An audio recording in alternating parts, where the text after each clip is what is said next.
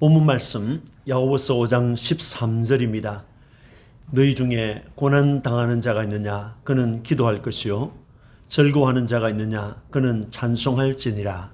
아멘. 전도서 3장 4절에 울 때가 있고 웃을 때가 있으며 슬퍼할 때가 있고 춤출 때가 있으며 3장 8절에는 사랑할 때가 있고 미워할 때가 있으며 전쟁할 때가 있고 평화할 때가 있느니라고 했습니다. 세상에는 상반된 일들이 연속적으로 일어나고 있음을 말씀한 구절이 되겠습니다. 본문에서는 너희 중에 고난당하는 자가 있느냐 또 즐거워하는 자가 있느냐라고 하였습니다. 고난과 즐거움이라는 상반된 두 가지 사건이 친구처럼 우리 인생을 따라다닙니다. 인생은 성공과 실패, 즐거움과 슬픔, 행복과 불행을 만나며 희로애락하며 살아갑니다. 고난이 없는 인생도 없고 즐거움이 없는 인생도 없습니다. 고난과 즐거움은 인생이 사는 날 동안 연속적으로 만나는 실체입니다. 사는 날 동안 따뜻한 햇볕만 있으면 좋겠지만은 비가 내리는 날도 있고 눈이 내리는 날도 있습니다. 폭풍이 불어오는 날도 있는 것입니다. 그처럼 행복한 시간도 있지만은 절망적인 시간과 상황을 만나서 괴로워할 때도 있습니다. 모든 일이 순조롭게 진행되어 즐거울 때도 있지만은 머리에 띠를 띠고 소리를 질러도 상황은 더 꼬일 때가 있는 것입니다. 이런 때에 그리스도인들은 어떻게 행동해야 합니까? 본문 13절에 너희 중에 고난당하는 자가 있느냐 그는 기도할 것이요 즐거워하는 자가 있느냐 그는 찬송할지니라고 하였습니다. 오늘은 고난 중에는 기도하고 즐거울 때는 찬송하라는 제목으로 함께 은혜를 받고자 합니다. 그리스도인들에게는 고난이 따라온다고 하였습니다. 13절에 너희 중에 고난당하는 자가 있느냐라고 했습니다. 여기에서 고난으로 번역된 카코파데오라는 말은 나쁜, 흉악한을 뜻하는 카코스라는 단어와 경험하다, 또 겪다, 고생하다라고 하는 의미의 파데오라는 단어가 합성된 것으로 불행을 겪다, 어려움을 당하다, 재앙이나 고난을 당하다, 고난이나 불행을 감수하다라고 하는 의미가 있는 단어가 되겠습니다. 여러분, 우리가 만나는 고난은 어떤 것들이 있습니까? 핍박과 환난이 있습니다. 본문에서 말하는 고난은 여러 차례 말씀드린 것처럼 야고보가 본서를 기록할 당시의 사회적 배경이 되는 기독교에 대한 핍박과 환난을 의미하고 있습니다. 주님께서도 예수를 믿는 자들에게 닥쳐올 핍박과 환난이 있다고 말씀하셨습니다. 마태복음 5장 10절에서 12절에 의를 위하여 박해를 받은 자는 복이 있나니 천국이 그들의 것입니다. 나로 말미암아 너희를 욕하고 박해하고 거짓으로 너희를 거슬려 모든 악한 말을 할 때에는 너희에게 복이 있나니 너희 전에 있던 선지자들도 이같이 박해하였느니라고 했습니다. 야고보서 5장 10절에는 형제들아 주의 이름으로 말한 선지자들을 고난과 오래 참음의 본으로 삼으라고 했습니다. 주님께서 말씀하셨던 전에 있던 선지자들, 이 말을 야고보는 주의 이름으로 말한 선지자들이라고 했습니다. 선지자들은 하나님의 말씀과 관계하는 자들입니다. 하나님의 말씀을 받아서 백성에게 그가 받은 하나님의 말씀을 전하고 해석하는 자가 선지자인 것입니다. 그들은 하나님의 이름으로 왕들과 백성에게 말하였습니다. 그들은 하나님의 이름으로 하나님의 말씀을 전하였습니다. 그것 때문에 그들은 고난을 받았던 것입니다. 기독교 초기 300년 동안은 핍박 가운데서 교회가 성장하였습니다. 초기 교회의 환난은 지금 우리가 생각하는 것보다 훨씬 심각하였습니다. 네로 황제를 비롯하여 10명의 황제가 교회와 예수를 믿는 그리스도인들을 극심하게 핍박했습니다. 그래서 10대 황제들의 핍박이라고 합니다. 이때 많은 순교자들이 나왔습니다. 베드로와 바울도 이때 순교하였다고 전해지고 있습니다. 그리스도인들은 다른 황제가 있다고 한다. 그리스도인들은 사람을 잡아먹는다 등의 터무니없는 오해를 받았고 예수를 믿는 것이 제목이 되어 체포되었습니다. 옥에 갇혔습니다. 매를 맞았습니다. 신문을 당하였습니다. 재판 자리에 서야 했고 죽음에 처해져야 했습니다. 순교의 유형도 여러 가지였습니다. 어떤 사람은 돌에 맞아 죽었고 어떤 사람은 칼에 목베임을 당하였습니다. 수많은 관중이 모인 콜로세움에서 사나운 맹수의 먹잇감이 되기도 했고 격투사의 손에 맞아 죽기도 하였습니다. 끓는 가마솥에 던져지기도 했고 화형을 당하기도 했습니다.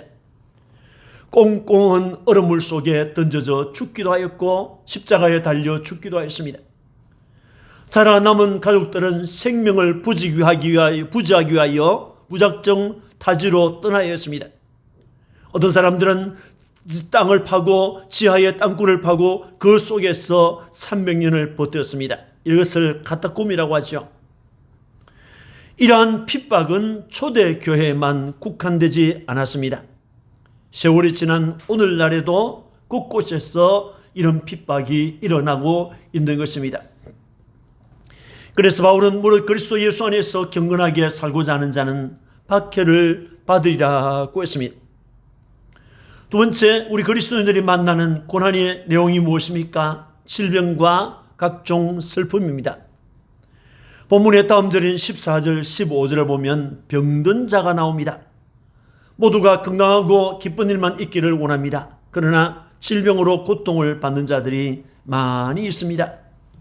전도서 3장 3절을 보면 죽일 때가 있고 치료할 때가 있으며 헐 때가 있고 세울 때가 있으며 라고 했습니다. 여기서 죽일 때라고 하는 말은 두 가지 의미를 가지고 있는데 하나는 타인에 의해서 죽음을 당하는 경우를 말하고 다른 하나는 질병으로 인해서 죽게 되는 슬픔의 때를 말하는 것입니다. 인생은 누구나 육체의 한계가 있습니다. 그리스도인들도 세상에서 질병을 만나고 슬픈 일을 만납니다. 육체의 질병은 우리를 괴롭히는 실체 중에 하나입니다. 우리가 익히 들어 아는 질병도 있지만은 이름을 처음 들어보는 희귀병도 많이 있습니다. 우리는 질병이라고 하는 고난을 겪고 있는 것입니다.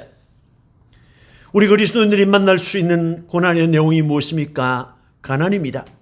야고보서 2장 2절에서 6절을 보면 가난한 자들이 나옵니다. 교회 안에 가난한 자들이 있는 것입니다. 히브리서 11장 37절을 보면 돌에 돌로 치는 것과 톱으로 켜는 것과 시험과 칼로 죽임을 당하고 양과 염소의 가죽을 입고 유리하여 궁핍과 환난과 학대를 받았으니 라고 했습니다. 여기에 나오는 궁핍이 가난인 것입니다. 열심히 일하고 주님께서 기뻐하실 일을 위해서 사용하는데도 불구하고 가난의 굴레에서 벗어나지 못하는 경우가 있습니다. 무엇보다도 주를 믿는 믿음을 지키려는 것 때문에 재산을 몰수당했거나 가난하게 된 사람들이 있습니다. 이들의 가난이 고난인 것입니다. 여러분, 위에서 말한 고난 외에도 수많은 고난이 우리를 괴롭힙니다. 믿음의 사람이었던 욥은 하루아침에 모든 재산을 강도들에게 다 빼앗겼습니다. 종들이 죽음을 당했습니다. 자녀들이 죽었습니다. 자신의 몸에도 무서운 병이 일어났습니다. 그는 경제적인 파탄을 만났습니다. 가족과의 사별을 했습니다. 질병을 만났습니다. 이런 고난이 일시에 그에게 닥쳐왔던 것입니다. 본문에서 말하는 고난은 예수님을 믿는다는 것 때문에 찾아온 고난입니다. 베드로는 우리에게 말하기를 그리스도인들이 부당하게 고난을 당하는 경우가 있다고 했습니다. 베드로전서 2장 19절에 부당하게 고난을 받아도 하나님을 생각함으로 슬픔을 참으면 이는 아름다우나 라고 했습니다. 부당하게 고난을 당한다라는 말이 무엇입니까? 고난을 받을 만한 이유가 없이 억울하게 고난을 받는 것을 말합니다. 또 하나님을 생각함으로 참으면 이라는 말은 하나님께서 주신 양심을 따라서 고난을 참으면 이라는 것입니다. 그것이 아름답다고 했습니다. 원문 성경을 보면 은혜라고 했습니다. 고난을 참는 것이 어떻게 아름다운 것이고 어떻게 은혜가 됩니까? 고난 중에 인내할 수 있는 믿음이 있음을 확인하게 되니까 은혜입니다. 고난 중에서 하나님께 기도하게 되니까 그것이 은혜인 것입니다. 고난을 주신 분이 주님이시기 때문에 은혜인 것입니다. 베드로전서 5장 10절에 모든 은혜의 하나님 곧 그리스도 안에서 너희를 부르사 자기의 영원한 영광에 들어가게 하시니가 잠깐 고난을 당한 너희를 친히 온전하게 하시며 굳건하게 하시며 강하게 하시며 털을 견고하게 하시리라고 했습니다. 은혜의 하나님께서 우리에게 잠깐 동안의 고난을 주셨다고 했습니다. 그리스도 안에서 우리를 부르신 하나님이십니다. 자기의 영원한 영광에 들어가게 하시는 하나님이십니다. 그분이 우리에게 잠깐 고난을 주셨다고 했습니다. 그러니 은혜일 수밖에 없는 것입니다. 고난 후에 주어질 보상이 있으니 은혜인 것입니다. 고난 때문에 이전에 경험하지 못했던 고난 때문에 하나님의 말씀을 가까이 하고 묵상하게 되니 은혜인 것입니다. 고난을 만났을 때 그리스도인들은 기도해야 합니다. 13절에 너희 중에 고난당하는 자가 있느냐 그는 기도할 것이요 라고 했습니다. 원문에는 너희 중에 누가 고난을 당하고 있느냐 그 사람은 기도하라고 했습니다. 명령사입니다. 기도하라고 했습니다. 일을 열심히 했는데 상을 받지 못했다든지 오히려 욕을 듣게 되고 억울한 누명을 쓰게 되었다면 그것은 고난일 수 있습니다. 더욱이 예수 이름 때문에 미움을 받고 내쫓김을 당하고 심지어 죽임을 당했다면 그것은 분명히 고난입니다. 요한계시록 6장 9절에 10절에 보면 다섯째 인을 떼실 때에 내가 보니 하나님의 말씀과 그들이 가진 증거로 말미암아 죽임을 당한 영혼들이 제단 아래에 있어 큰 소리로 불러 주님께 호소하는 장면을 볼 수가 있습니다. 주님은 그들에게 흰 옷을 주었습니다. 그리고 고난에 동참하고 있는 동무종들의 수가 찰 때까지 쉬라고 했습니다. 고난이 계속해서 있다는 말씀이죠. 고난을 당할 때 기도하라고 했습니다. 고난을 당하면 사람들은 절망에 빠지고 두려워합니다. 그 상황에서 보통 불평하고 비관하고 하나님을 원망합니다. 이럴 수가 있습니까? 라고 하면서 원망합니다. 어떻게 해서든 그 때를 피하려고 거짓 증거도 거짓 맹세도 하게 되는 것입니다.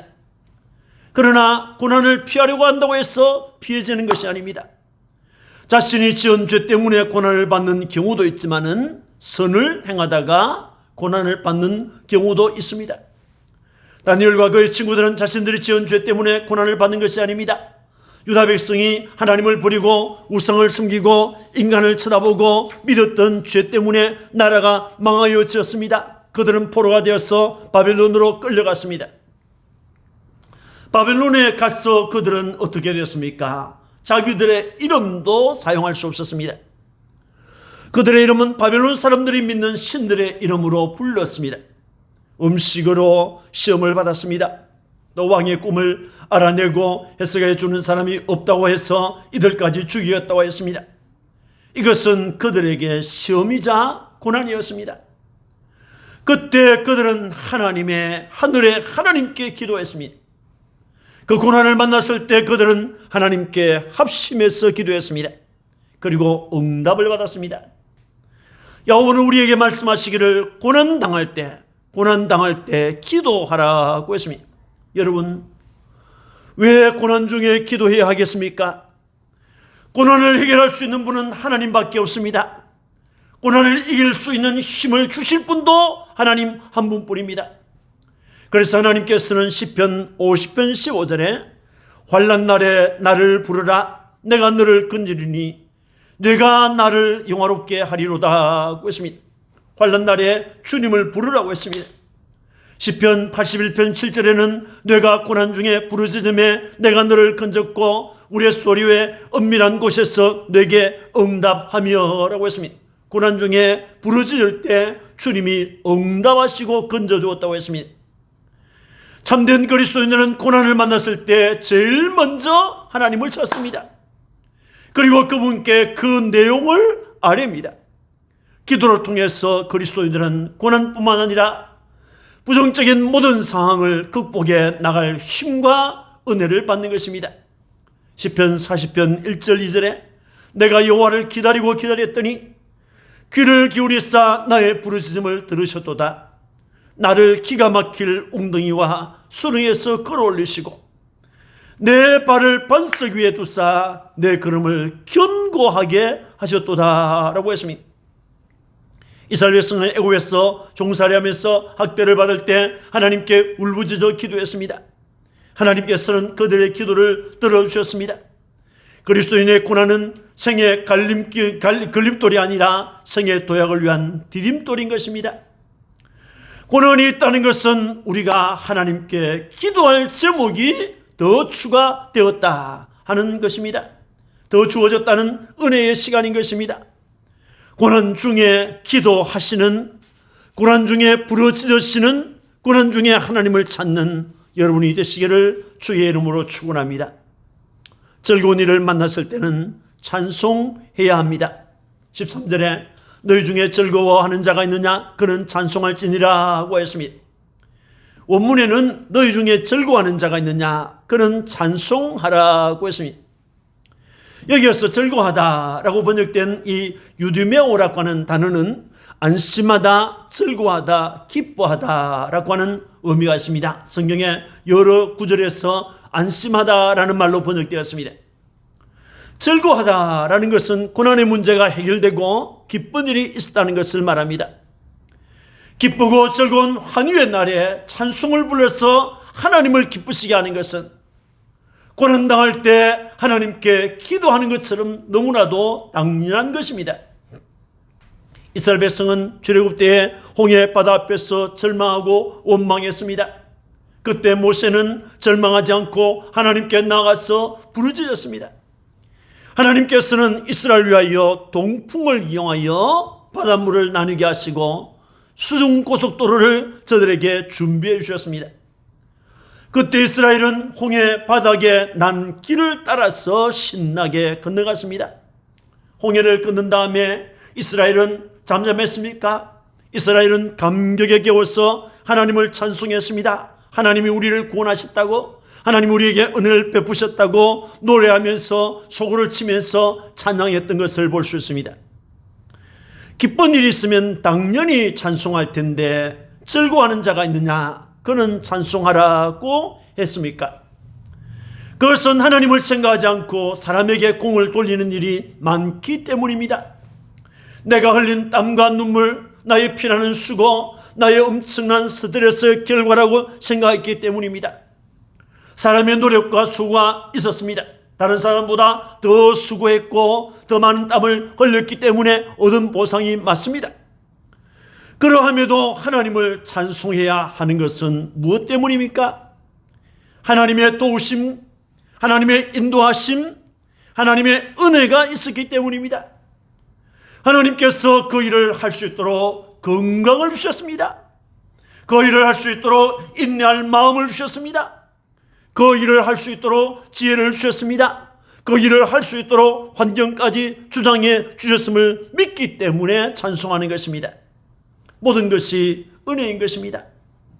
하나님의 종 모세는 이스라엘이 가나안 땅을 차지하게 될 때에 영광을 하나님께 돌리기보다도 자기에게 돌릴 것을 알고 경계하였습니다. 신명기 32장 10절에서 14절을 보면 여호와께서 그를 황무지에서 짐승이 부르짖는 광야에서 만나시고 호위하시고 보호하시고 자기의 눈동자같이 지키셨도다 하고 있습니다.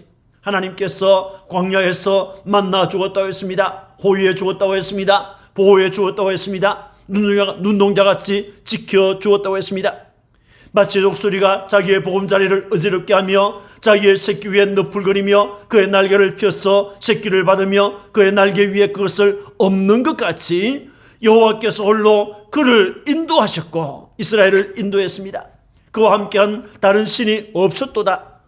여호와께서 그가 땅의 높은 곳을 타고 다니게 하시며 밭의 소산을 먹게 하시며 반석에서 꿀을 굳은 반석에서 기름을 빨게 하시며 소의 엉긴 젖과 양의 젖과 어린 양의 기름과 바산에서 난 순양과 염소와 지극히 아름다운 밀을 먹이시며 또 포도즙에 붉은 술을 마시게 하셨도다 라고 했습니다. 이렇게 하나님께서 말씀하신 다음에 하나님 하실 말씀은 모세는 하나님의 은혜를 저버릴 이스라엘에 대해서 말씀했습니다. 15절부터 18절까지인데 그 중에 18절 말씀을 보면 너를 대신 하나님을 내가 잊었도다 하고 했습니다. 이렇게 은혜를 주신 하나님을 잊어버렸다고 했습니다. 하나님께서 이스라엘을 위하여 해주신 모든 것, 그것을 이스라엘은 다 잊어버렸다고 했습니다. 하나님의 은혜를 잊어버린 것입니다. 모든 것이 자기들의 노력과 공로 때문이라고 생각했기 때문인 것입니다.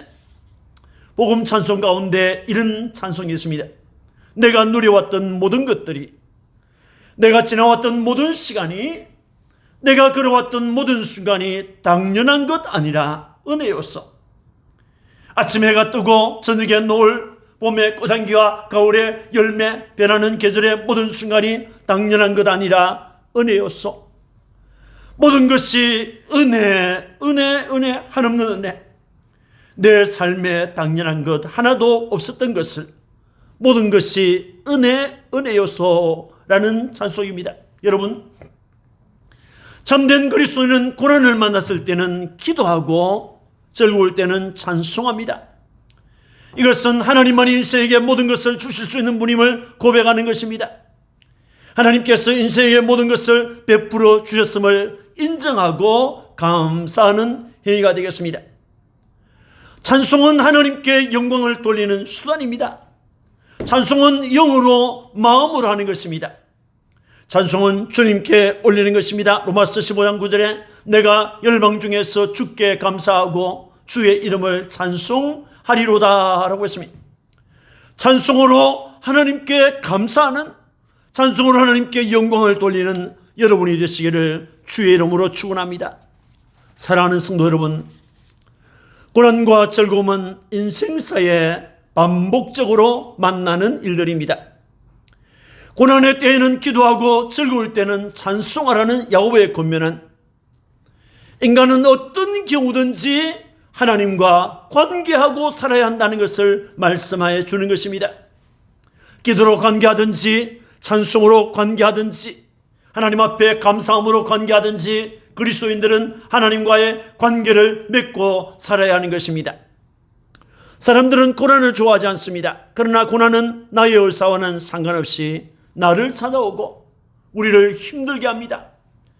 고난이 찾아왔을 때 불평하고 원망하기 쉬운데 불평하고 원망하고 비난한다고 해서 고난이 도망가거나 우리를 피해서 가는 것을 보셨습니까? 그리스도인들은 고난을 벌스로 삼고 하나님께 기도해야 합니다. 고난은 기도를 위한 수단인 것입니다. 빌립보서 4장 6절에서 7절에 아무것도 염려하지 말라 그랬습니다. 다만 모든 일에 기도와 간구로 너희 구할 것을 감사함으로 하나님께 아뢰라. 그리하면 모든 지각에 뛰어난 하나님의 평강이 그리스도 예수 안에서 너희 마음과 생각을 지키시리라고 했습니다. 즐거운 일을 만난다는 것은 참으로 기쁜 일입니다. 고난의 문제가 해결되었기 때문일 수 있습니다. 자녀들을 통해서든지 아니면 남편을 통해서든지 아내를 통해서든지 친구를 통해서든지 기쁘고 즐거운 일을 만났을 때 우리는 기뻐하고 축하해야 합니다. 여기에 빠뜨리지 않아야 할 중요한 것이 있습니다. 하나님께 감사하고 하나님께 영광을 돌리는 찬송인 것입니다. 골로새서 3장 16절 17절에 시와 찬송과 신령한 노래를 부르며 감사하는 마음으로 하나님을 찬양하고 하나님 아버지께 감사라고 했습니다. 여러분, 하나님을 찬송해야 합니다. 찬양해야 합니다. 하나님께 감사해야 합니다. 그 기쁨과 즐거움의 원인자가 내가 아니고 하나님이시기 때문인 것입니다. 고난을 만났을 때는 기도하고 즐거운 일을 만났을 때는 하나님께 찬송하는 여러분들이 되시기를 주님의 이름으로 축원합니다. 아멘. 기도하겠습니다. 하나님 아버지 감사합니다. 우리가 세상을 살면서 고난을 만나기도 하고 즐거운 일을 만나기도 합니다. 하나님 아버지, 그때 고난을 만났을 때 보통 우리는 원망하고 불평하고 하나님을 향하여 대들 때가 가끔 있습니다. 주님, 그때마다 우리를 용서해 주시고 오늘 주의 말씀을 따라서 고난을 만났을 때는 하나님께 기도하고 즐거운 일을 만났을 때는 하나님께 찬송하는 우리가 될 수 있도록 자비를 베풀어 주옵소서. 하나님만이 고난을 해결해 줄 수 있고 하나님만이 고난을 이길 힘을 공급해 주실 수 있는 것을 믿기 때문입니다. 자비하신 하나님 아버지, 그 하나님께서 베푸시는 은혜를 감사하고 기뻐하고 찬송할 수 있는 믿음을 우리에게 날마다 더해 주실 줄 믿고 감사합니다. 주님, 영광을 받아 주옵소서. 조국의 아픈 현실을 주님 잘 헤쳐나갈 수 있도록 도와주시고 여러 가지 환경 속에서 주를 영화롭게 하는 축복의 성도들이 되게 하여 주옵소서. 감사하고 구주 예수님 이름으로 축복하고 기도합니다. 아멘.